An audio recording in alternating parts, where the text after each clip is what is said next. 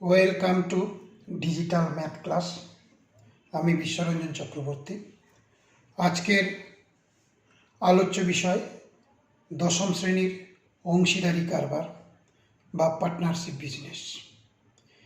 এই অংশীদারি কারবার বাস্তব জীবনে খুবই একটি গুরুত্বপূর্ণ ব্যবসা বাণিজ্য সংক্রান্ত বিষয়। আমরা অনেক দেখে থাকি বিভিন্ন ধরনের ব্যবসা, বড় দোকান, ছোট কোম্পানি, বড় কোম্পানি বা কখনো প্রমোটিং বা বিভিন্ন ক্ষেত্রে যেখানে একাধিক ব্যক্তি মিলিত হয়ে কিছু কিছু টাকা তারা লগ্নি করে একটা ব্যবসা করে থাকেন এবং সেখান থেকে যা লাভ হয় তারা নিজেদের মধ্যে নির্দিষ্ট চুক্তি অনুযায়ী বা শর্ত অনুযায়ী টাকাগুলো বা লাভগুলো ভাগ করে নেয়। এই ধরনের ব্যবসা বাণিজ্যকে অংশীদারি কারবার বলা হয়। ধারণা কি লেখা আছে দেখি একটু। দুই বা ততোধিক ব্যক্তি একত্রে মিলিত হয়ে সংগঠন গড়ে তুলে যে ধরনের ব্যবসা বাণিজ্য করেন তাহাই অংশীদারি কারবার। দুই বা ততোধিক ব্যক্তি একত্রে মিলিত হয়ে সংগঠন গড়ে তুলে যে ধরনের ব্যবসা বাণিজ্য করেন তাহাই অংশীদারি কারবার।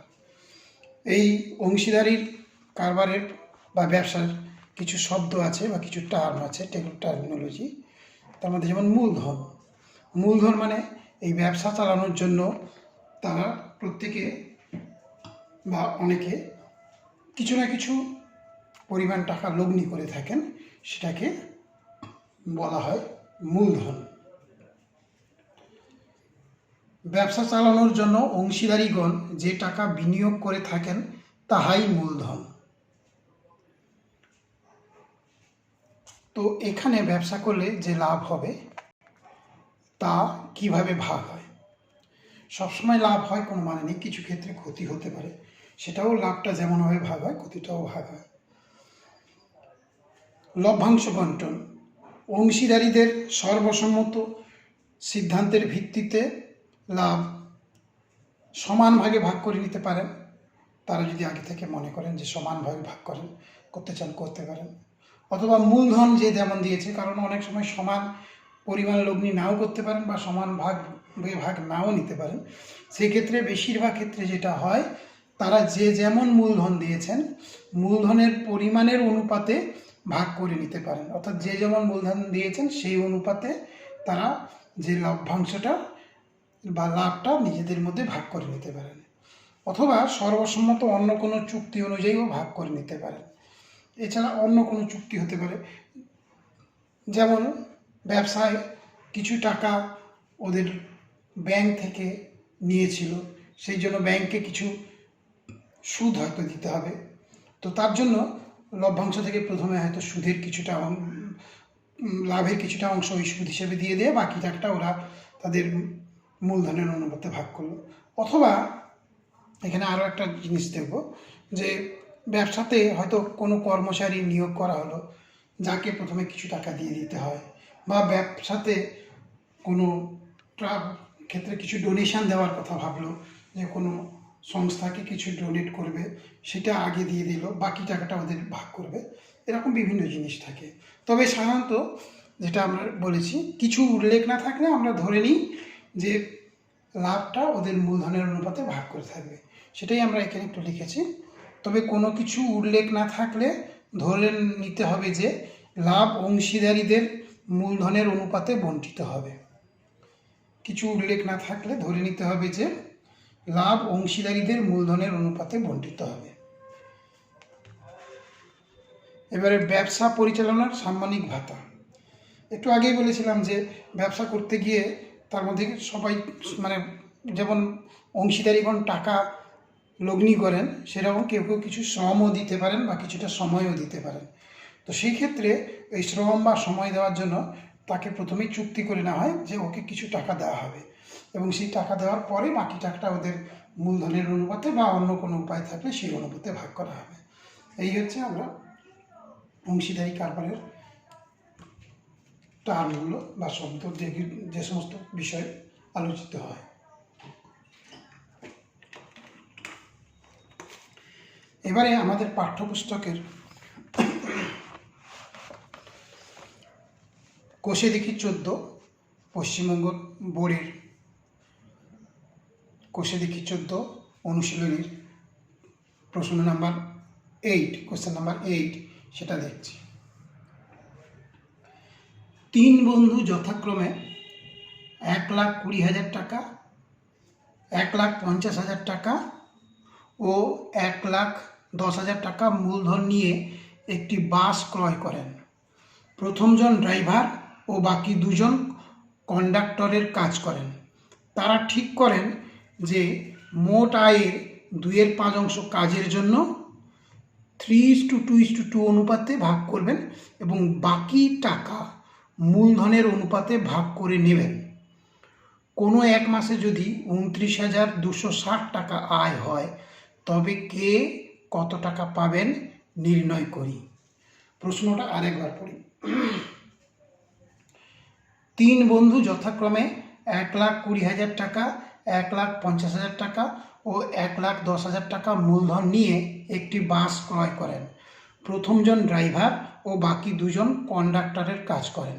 তারা ঠিক করেন যে মোট আয়ের 2/5 কাজের জন্য 3:2:2 অনুপাতে ভাগ করবেন এবং বাকি টাকা মূলধনের অনুপাতে ভাগ করে নেবেন। কোনো এক মাসে যদি 29,260 টাকা আয় হয় তবে কে কত টাকা পাবেন নির্ণয় করি এই অঙ্কটা। তাহলে ওদের লাভ হয়েছে 29,260 টাকা, তার 2/5 ওরা 3:2:2 মানে ড্রাইভার 3 টাকা পেলে বাকি দুজন কন্ডাক্টর 2 টাকা 2 টাকা করে পাবেন, সেই অনুপাতে ভাগ হবে। আর 2/5 অংশ বাদে বাকি যতটা অর্থাৎ 3/5 বা বাকি যে টাকাটা সেটা ওদের যে মূলধন 1,20,000, 1,50,000, 1,10,000 টাকা এই অনুপাতে ভাগ হবে। তাহলে আমরা দেখতে পাচ্ছি 29,260 টাকা লাভটা দুভাগে ভাগ হচ্ছে। প্রথমে একটা 2/5 একরকমভাবে ভাগ হচ্ছে আর 2/5 ছাড়া বাকি যেটা সেটা অন্য আরেক রকমভাবে ভাগ হচ্ছে এবং তাতে কি প্রত্যেকে দুবার করে টাকা পাচ্ছে। সেই দুবার করে টাকা পেয়ে মোট কে কত টাকা করে পাচ্ছে সেটাই আমাদের বের করতে হবে। দেখে নিই একটু।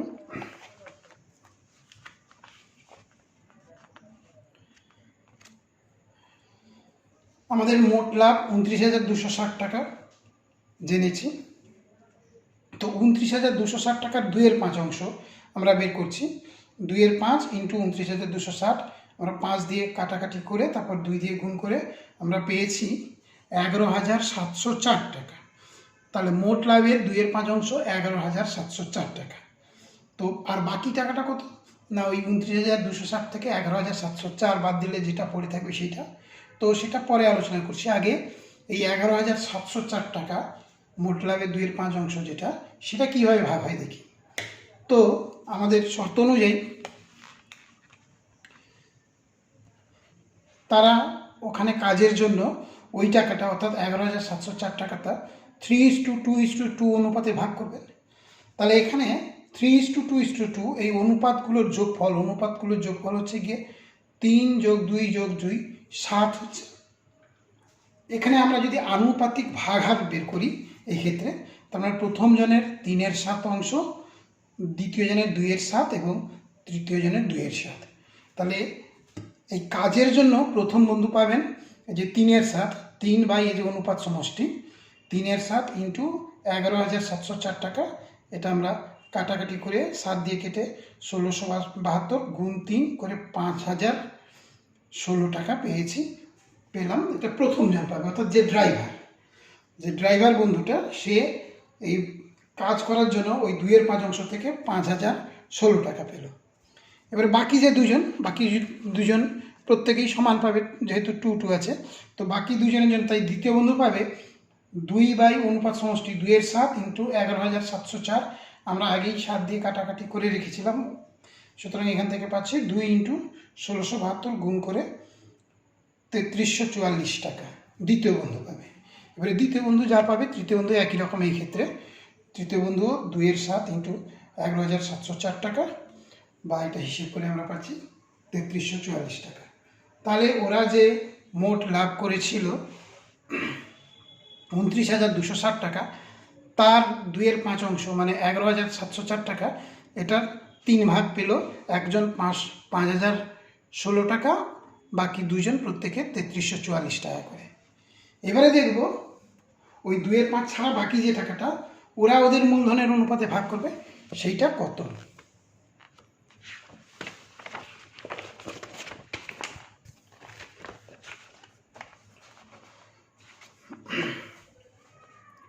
মূলধনের অনুপাতে যে লভ্যাংশ ভাগ হবে তা হলো মোট লাভ, যেটা 29,260 বিয়োগ 2/5 অংশ যেটা 11,704, এই দুটো বিয়োগ করে আমরা পেয়েছি 17,556 টাকা। তাহলে এই বাকি যে রইল 2/5 অংশ বাদ দিলে মানে 3/5 অংশ যে পার্টটা অ্যাকচুয়ালি, তো বাকি যে টাকাটা সেটা রইল 17,556 টাকা। এই টাকাটা ওদের মূলধনের অনুপাতে ভাগ হবে। 17,556 টাকাটা ওদের মূলধনের অনুপাতে ভাগ হবে। এবারে 3 জনের মূলধনের অনুপাতটা আমরা দেখে নিই। 3 বন্ধুর মূলধন, একজনের 1,20,000, একজনের 1,50,000, তৃতীয়জন 1,10,000, সেটার অনুপাত করলে আমরা পাচ্ছি 12:15:11 বা 12:15:11 এই অনুপাত। এখানে অনুপাত সমষ্টি বললে এই তিনটে যোগ করলে আমরা 12, 15 হচ্ছে 27 আর 11 38। তাই এখানেও যদি আমরা লভ্যাংশটা ধরা হয় আনুপাতিক ভাগ হার, সেখানে 12/38, 15/38, 11/38 হবে। আমি সরাসরি করেছি যে এই মূলধনের জন্য তারা যে টাকা লগ্নি করেছিল তার জন্য প্রথম বন্ধু পাবে 12/12, 15, 11 যোগফল, অর্থাৎ 12/38 ইন্টু এখনকার যে টাকাটা লভ্যাংশের যে অংশটা 17,556,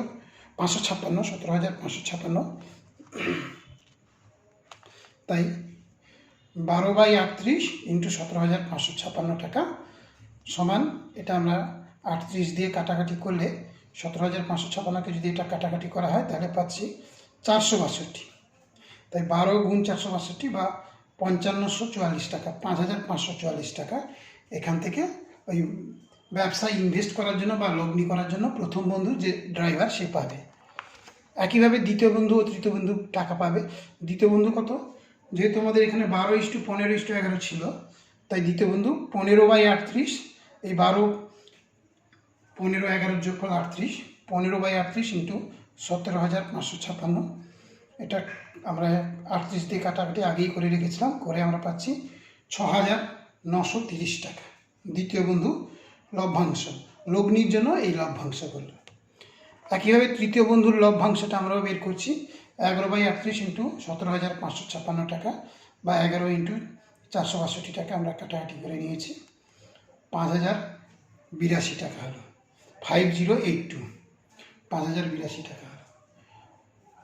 তাহলে আমরা যে মোট টাকাটা ছিল 29,260 টাকা, সেটা প্রথমে 2/5 অংশ করে নেওয়া হয়েছে, তারপর বাকি করা হয়েছে, প্রথম অংশ ভাগ করা হয়েছে, দ্বিতীয় অংশ ভাগ করা হয়েছে।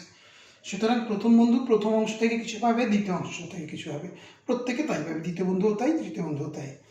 তো প্রথম বন্ধু প্রথম অংশ থেকে পেয়েছিল 5,016 টাকা, দ্বিতীয় অংশ থেকে 5,544 টাকা, এই দুটো যোগফল করে প্রথম বন্ধু মোট পাবে 10,560 টাকা। একইভাবে দ্বিতীয় বন্ধু প্রথম অংশ থেকে 3,334 আর দ্বিতীয় অংশ থেকে 6,930, অর্থাৎ মোট পাচ্ছে 10,274 টাকা। এবং তৃতীয় বন্ধু মোট পাবে 3,344 এবং 5,082, 5082, এই দুটো যোগফল 8,426 টাকা। তাহলে আমাদের এখানে জানতে চেয়েছিল যে এই বাস নামিয়ে 1 মাসে যে লাভ সেটা 3 বন্ধুর মধ্যে কেমনভাবে ভাগ হবে, সেটা উত্তর এটাই যে প্রথম বন্ধু পাবে 10,560 টাকা, দ্বিতীয় বন্ধু পাবে 10,274 টাকা ও তৃতীয় বন্ধু পাবে 8,426 টাকা। চাইলে আমরা আর একটা লাইন লিখতে পারি যে 3 বন্ধু পাবে যথাক্রমে 10,560 টাকা, 10,274 টাকা ও 8,426 টাকা। এটাই উত্তর। আমরা পশ্চিমবঙ্গ পর্ষদের ওই একই অধ্যায়ের 10 নম্বর অঙ্ক,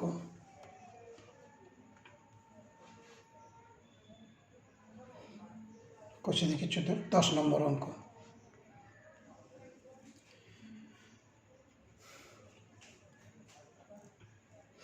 নিয়ামক চাচা ও করবী দিদি যথাক্রমে 30,000 টাকা ও 50,000 টাকা মূলধন দিয়ে যৌথভাবে একটি ব্যবসা আরম্ভ করলেন। 6 মাস পরে নিয়ামত চাচা আরও 40,000 টাকা লগ্নি করলেন, কিন্তু করবী দিদি ব্যক্তিগত প্রয়োজনে 10,000 টাকা তুলে নিলেন। বছরের শেষে যদি 19,000 টাকা লাভ 19,000 টাকা লাভ হয়ে থাকে, তাহলে কে কত টাকা লাভ পাবেন হিসেব করে দেখি। আরেকবার দেখি, আরেকবার পড়ি। নিয়ামত চাচা ও করবী দিদি যথাক্রমে 30,000 টাকা ও 50,000 টাকা মূলধন দিয়ে যৌথভাবে একটি ব্যবসা আরম্ভ করলেন। 6 মাস পরে নিয়ামত চাচা আরও 40,000 টাকা লগ্নি করলেন, কিন্তু করবী দিদি ব্যক্তিগত প্রয়োজনে 10,000 টাকা তুলে নিলেন। বছরের শেষে যদি 19,000 টাকা লাভ হয়ে থাকে, তাহলে কে কত টাকা লাভ পাবেন হিসেব করে দেখি। তাহলে এখানে দেখা যাচ্ছে প্রথমে ওরা ব্যবসার জন্য 30,000 টাকা এবং 50,000 টাকা মূলধন দিয়ে ব্যবসা শুরু করেছিলেন, কিন্তু 6 মাস পরে নিয়ামত চাচা আরও 40,000 টাকা দিলেন। তার মানে 30,000 ছিল, আরও 40,000 6 মাস পর বেড়ে গেল। 30-40 6 মাস পরে 70,000 টাকা হলো। কিন্তু করবী দিদি তার বাড়ির বিশেষ প্রয়োজনের জন্য 50,000 টাকার থেকে আরও 10,000 টাকা 6 মাস পর তুলে নিলেন, মানে তখন 40,000 টাকা থাকলো। এবারে বছরের শেষে মোট 19,000 টাকা লাভ হয়ে থাকলে কে কত টাকা পাবেন তা হিসেব করে দেখি। তো অঙ্কটা কীভাবে করা যাবে, একই রকম ধারণা থেকে আমরা করব, দেখে নিই।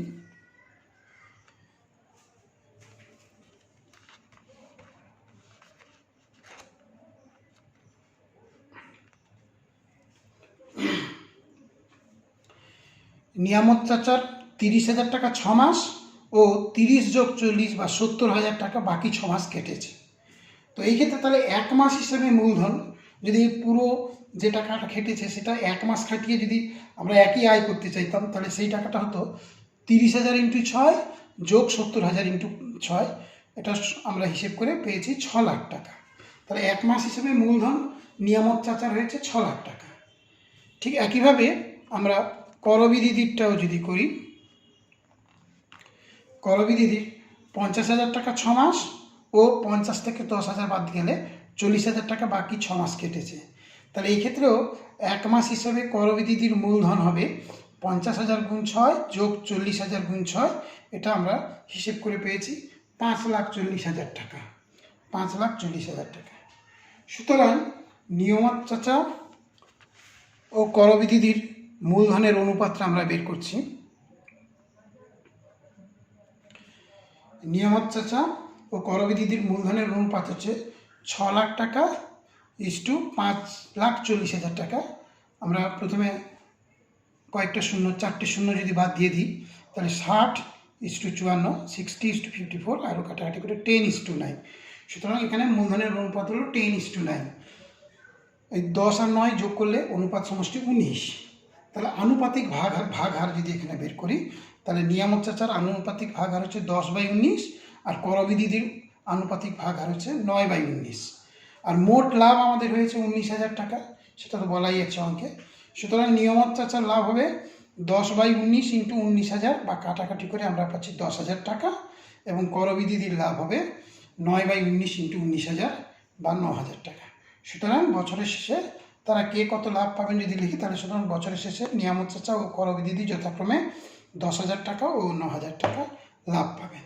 এটাই আমাদের এই অঙ্কের বৈশিষ্ট্য, এই অঙ্কটার উত্তর এটা। তাহলে এখানে কি দেখলাম, যে তারা যে লগ্নিটা করেছিল সেই লগ্নিটা কিন্তু সমান, মানে সারা বছর ধরে একই ছিল না, কেউ কারো কিছু কয়েক মাস পর কিছু যোগ করলো, কেউ তুলে নিল। এটা যে 6 মাস পর হয়েছে, 6 মাস পর দুজনেরই হবে কোনো মানে নেই, এমন অঙ্ক আসতে পারে যে করবী চাচার মতো প্রথমজন যে 6 মাস পর কিছু দিল, আর দ্বিতীয়জন হয়তো 8 মাস পর কিছু তুলে নিল। তাহলে সেই ক্ষেত্রে দ্বিতীয়জনের ক্ষেত্রে প্রথম যে টাকাটা ছিল সেটা 8 মাস, পরের টাকাটা 4 মাস, এইভাবে আমাদের অঙ্ক হয়ে থাকবে, এই ধরনের অঙ্ক হয়ে থাকে। তো এটা একটা ইম্পর্টেন্ট অঙ্ক বা বিশেষ ধারণার অঙ্ক, এটা একটা টাইপ আমরা দেখলাম, কিন্তু আলটিমেটলি ধারণা থাকলে এই অঙ্কগুলো একই রকম। পরে আমরা 12 নম্বর অঙ্ক দেখি।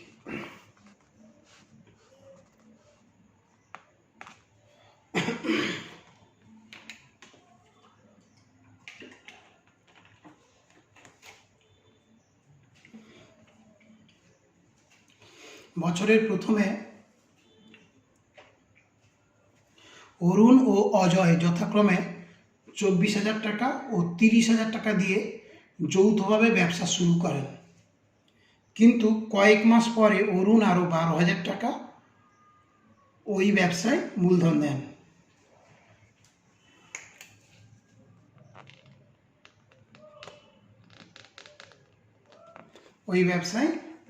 দেন।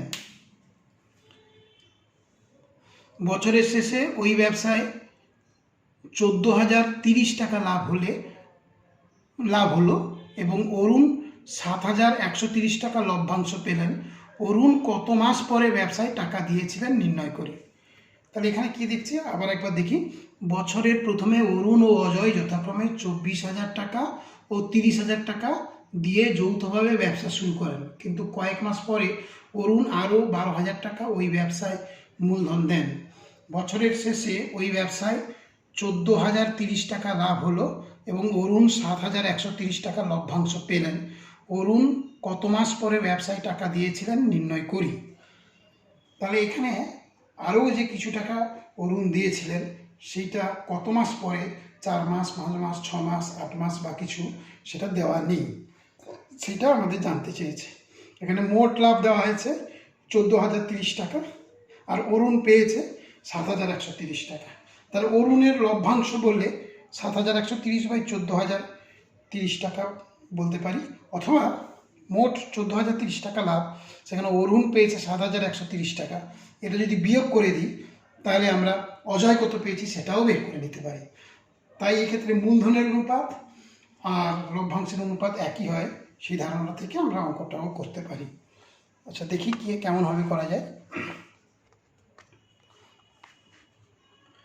আমি ধরে নিলাম, ধরি অরুণ এক্স মাস পরে আরও 12,000 টাকা লগ্নি করেছিলেন। এক্স মাস পরে, যেটা ওই 3 মাস, 4 মাস, 6 মাস, 8 মাস যাই হোক, 5 মাস যাই হোক না কেন, সেটা জানি না বলে আমরা এক্স মাস ধরলাম।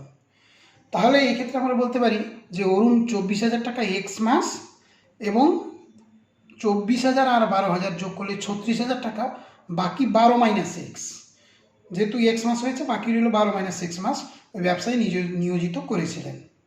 সুতরাং এক্ষেত্রে 1 মাস হিসেবে যদি মূলধন বের করা হয়,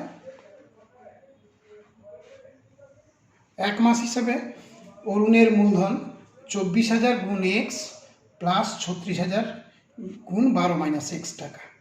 তো এটা গুণ করলে 24,000 গুণ এক্স মানে 24,000 এক্স, আর 36,000 into 12 minus x, 36,000 into 12 minus এখানে 36,000 এক্স, এটা করেছি, দুটো এক্সগুলো কাছাকাছি রেখেছি আর কি। তো এইবারে 36,000 গুণ 12, গুণটা না করে রাখলাম এমনি গুণ চিহ্ন দিয়ে, আর এটা 24,000 এক্স মাইনাস 36,000 এক্স করে 12,000 এক্স হলো। এখানে দেখতে পাচ্ছি যে 3টে শূন্য আর 12, অর্থাৎ 12,000 প্রত্যেকটা থেকে আমরা কমন নিতে পারছি। তো এখান থেকে যদি 12,000 কমন নিই তাহলে পড়ে থাকছে 36, কারণ 36কে আমরা লিখতে পারি 36 গুণে 1,000, তাহলে 12 ইন্টু 1,000, 12,000 কমন নিয়েছি, আবার এখান থেকে 12,000 কমন নিলেও শুধু পড়ে থাকছে এক্স। তাই 1 মাস হিসাবে অরুণের যে মূলধন সেটা 12,000 ইন্টু 36 মাইনাস এক্স টাকা হলো। এবারে অজয় তো পুরো টাকাটা 12 মাস রেখেছে, ও কোনো টাকা তোলেনি বা কোনো টাকা জমা দেয়নি, তাই অজয়ের 1 মাস হিসেবে মূলধন হবে 30,000 ইন্টু 12, এত টাকা।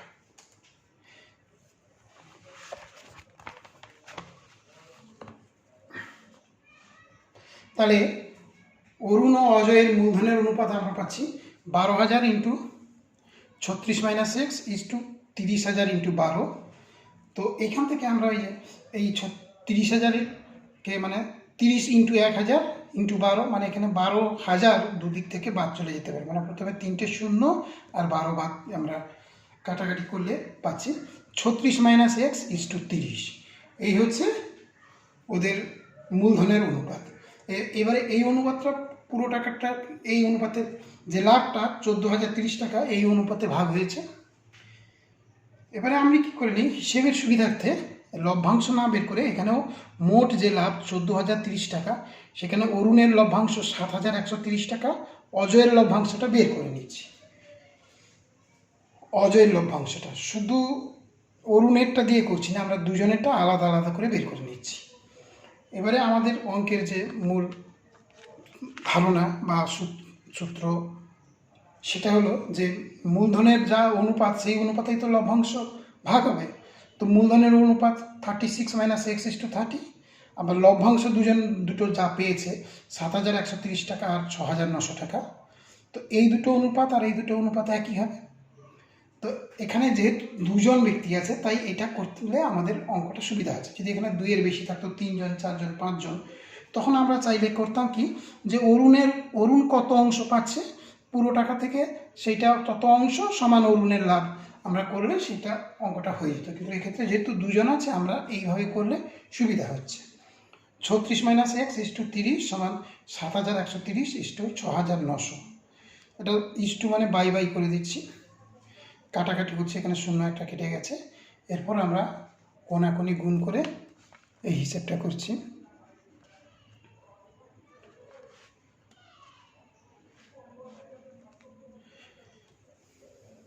কোনাকুনি গুণ করে এইটাই সমান এইটা ইন্টু এটা, এই দুটো যে কোনোটা আগে পরে লিখতে পারি।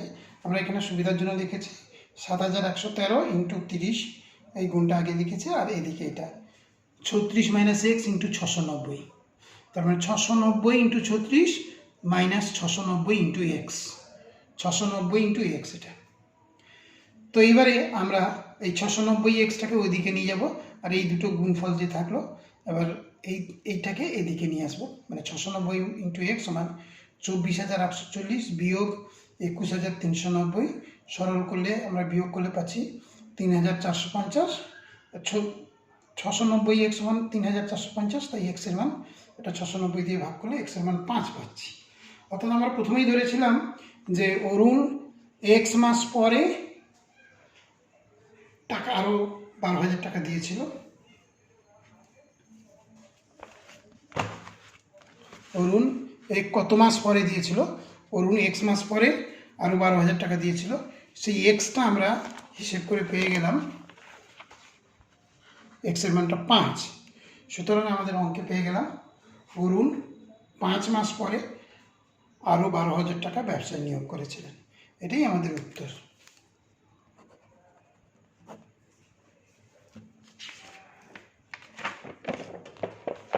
আর একটা অঙ্ক করছি, এই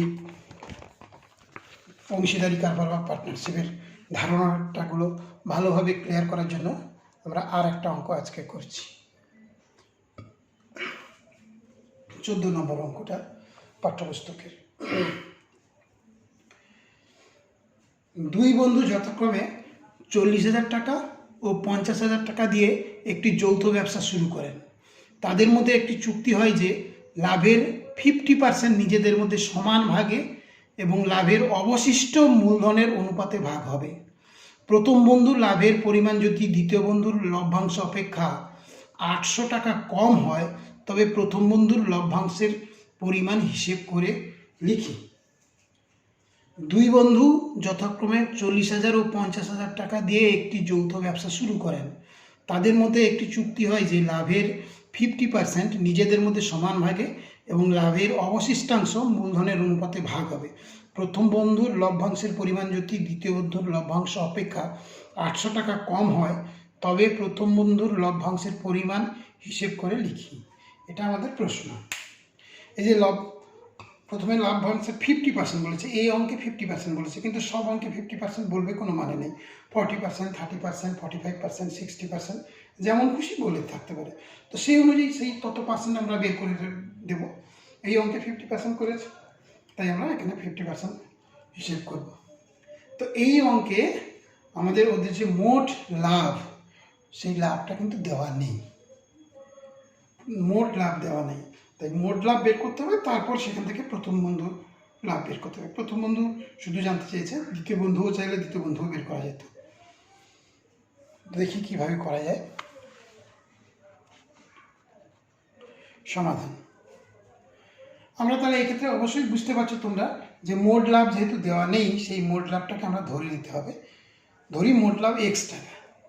এই x টাকার 50% বলেছে, প্রথম অংশটা তাহলে 50/100 × x। এই অঙ্কে 50% বলেছে, কোনো অঙ্কে যদি 40% বলতো তাহলে 40x/100 বা 40/100 × x যে টাকাটা হতো, আর বাকি পরিমাণ টাকাটা এক্স থেকে বাদ দিলে পেতাম। কিন্তু এই অঙ্কে 50% মানে 50/100 ইন্টু এক্স মানে x/2 টাকা, আর বাকি টাকাটাও সেই এক্স থেকে x/2 বাদ দিলে বাকি টাকাটাও x/2। তার মানে এই ক্ষেত্রে মোট প্রথম অংশ মোট দ্বিতীয় অংশ সমান, কিন্তু সব অঙ্কে সমান হবে কোনো সেরকম কোনো কথা নেই। তো আমরা পেলাম প্রথম অংশ হচ্ছে x/2 টাকা। এই প্রথম অংশে যে দুজন সমান ভাগে ভাগ করবে, এইটাও দুজন অন্য কোনো অঙ্কে দুজন সমান নাও ভাগ করে হয়তো বলো 2:3 বা 4:5 বা কোনো অনুপাতে ভাগ করতে বলতো, তো সেই অনুযায়ী ভাগ করতাম। তো x/2কে যদি সমান ভাগে ভাগ করি তাহলে প্রথম জন পাবে, তাহলে এই 1/2 অংশ সমান মানে কি 1:1 মানে 1/2 ইন্টু x/2 বা x/4 টাকা, আর দ্বিতীয় বন্ধুও 1/2 ইন্টু x/2 বা x/4 টাকা। তার মানে প্রথম অংশ থেকে প্রথম জন পেল x/2 টাকা এবং দ্বিতীয় জন পেল x/2 টাকা। এবারে 50% প্রথমে হয়েছিল, অবশিষ্ট কত থাকবে? তাহলে অবশিষ্ট x মাইনাস x/2, যেহেতু 50% তাই x/2 পেয়েছি, অন্য কোনো পার্সেন্ট হলে যা হতো সেটা এখানে বিয়োগ করতাম। x মাইনাস x/2 এটা হিসেব করে আমরা x/2ই পেলাম। তাহলে অবশিষ্ট লাভ হলো x/2 টাকা। এই x/2 টাকাটা ওদের মূলধনের অনুপাতে ভাগ হবে। তো মূলধন যেহেতু 40,000 আর 50,000 টাকা ছিল, তাই মূলধনের অনুপাত 4:5 হলো। তো এই x/2 থেকে এখানে 4:5 মানে আনুপাতিক লাভ হার 5/9 প্রথম জনের, দ্বিতীয় জনের প্রথম জনের 4/9, দ্বিতীয় জনের 5/9 আসবে। যেহেতু 4 আর 5 যোগ করলে 9 হচ্ছে, প্রথম জনের 4/9, দ্বিতীয় জনের 5/9 আসবে। তাই ওই দ্বিতীয় অংশ থেকে প্রথম বন্ধু পাবে, প্রথম বন্ধুর লভ্যাংশ 4/9 ইন্টু x/2 বা 4x/18 টাকা। কাটাকাটি করলাম না, রেখে দিলাম, কাজে দেবে পরে। এবং দ্বিতীয় বন্ধুর লভ্যাংশ 5/9 ইন্টু x/2 বা 5x/18 টাকা। তাহলে এই ক্ষেত্রেও প্রথম বন্ধু দু জায়গা থেকে পাচ্ছে এবং দ্বিতীয় বন্ধুও দু জায়গা থেকে পাচ্ছে। প্রথম বন্ধু প্রথম অংশ থেকে খানিকটা, দ্বিতীয় অংশ থেকে খানিকটা, দ্বিতীয় বন্ধুও প্রথম অংশ থেকে খানিকটা এবং দ্বিতীয় অংশ থেকে খানিকটা। প্রথম অংশ থেকে দুজনই x/4 আর দ্বিতীয় অংশ থেকে প্রথমজন 4x/18, 5x/18। অ্যাকচুয়ালি এখানে প্রথম অংশে কোনো পার্থক্য হচ্ছে না, দ্বিতীয় অংশতেই পার্থক্য হয়ে যাচ্ছে। তাও আমরা মোট ওদের লাভটা আগে বের করে নিই। তাহলে ব্যবসায় প্রথম বন্ধুর মোট লাভ হয় x/4 প্লাস 4x/18, যোগ করলে আমরা এখানে 4 এবং 18 লসাগু 36 করেছি, সরল করে আমরা পেয়েছি 17x/36 টাকা। একইভাবে দ্বিতীয় বন্ধুর মোট লাভ x/4 প্লাস 5x/18, বা এটাকেও সরল করে আমরা 19x/36 টাকা পেয়েছি। 36 লসাগু হচ্ছে এখানে 4 9 36 9x, আর এখানে 18 2 36 10x, যোগ করলে 19x, 10x আর 9x যোগ করে। সুতরাং আমরা দুজন বন্ধুর কত টাকা দেখতে পাচ্ছি, 17x/36, 19x/36। প্রথমটা ছোট, কারণ হরে তো দুটোরই সমান আছে, লবটা দ্বিতীয়টার বড়, আর সেটা তাই অঙ্কে বলেও দিয়েছে যে প্রথম বন্ধুর লভ্যাংশ দ্বিতীয় বন্ধুর লভ্যাংশ অপেক্ষা 800 টাকা কম। তাই দ্বিতীয় বন্ধুর লভ্যাংশ 19x/36 মাইনাস প্রথম বন্ধুর লভ্যাংশ 17x/36, এটা হচ্ছে 800 টাকা। এটা সরল করি, আর 36 লসাগু হচ্ছে 800, 2x 800 গুণ 36, x হচ্ছে 800 গুণ 36/2। আমরা এই 800কে 2 দিয়ে ভাগ করে 400 ইন্টু 36, এত টাকা মোট লাভ, মানে এক্স এর মানটা আমরা পাচ্ছি 400 ইন্টু 36 বা 14,400 এক্স এর মান। আর তার মানে মোট লাভ আমরা এক্স টাকা ধরেছিলাম, মানে 14,400 টাকা। তো এক্স এর মান আমরা 400 ইন্টু 36 বা 14,400 টাকা। এবার প্রথম বন্ধুর লভ্যাংশ আমরা এর আগেই বের করেছিলাম, প্রথম বন্ধুর মোট লভ্যাংশ হচ্ছে 17x/36, 17x/36। তাহলে এক্স এর মানটা 14,400 বা 400 গুণ 36ও লিখতে পারি, আমাদের হিসেবের সুবিধার্থে আমি 400 গুণ 36টাই এক্স এর মানটা পুট করলাম। তাহলে 36 কেটে যাবে, 17 গুণ 400, বা প্রথম বন্ধুর লাভ হলো বা লভ্যাংশ হলো 6,800 টাকা। সুতরাং আমাদের অঙ্কে জানতে চেয়েছিল প্রথম বন্ধুর কত লাভ হবে, সেটা হলো 6,800 টাকা। তাই আমরা আজকে পার্টনারশিপ বিজনেস বা অংশীদারি কারবারের ধারণা শিখলাম এবং কয়েকটা অঙ্ক করলাম, যাতে এই ধারণাটাকে আরও ভালোভাবে বোঝা যায় এবং এটাকে আমরা বিভিন্ন ধরনের অঙ্ক করতে পারি। এই ধারণা বা এই অঙ্কগুলোকে আমরা মাথায় রাখলে অন্য যে কোনো ধরনের অঙ্ক করতে পারবো। আজকে এই পর্যন্ত। তোমরা ভালো থেকো। আমি বিশ্বরঞ্জন চক্রবর্তী। ধন্যবাদ।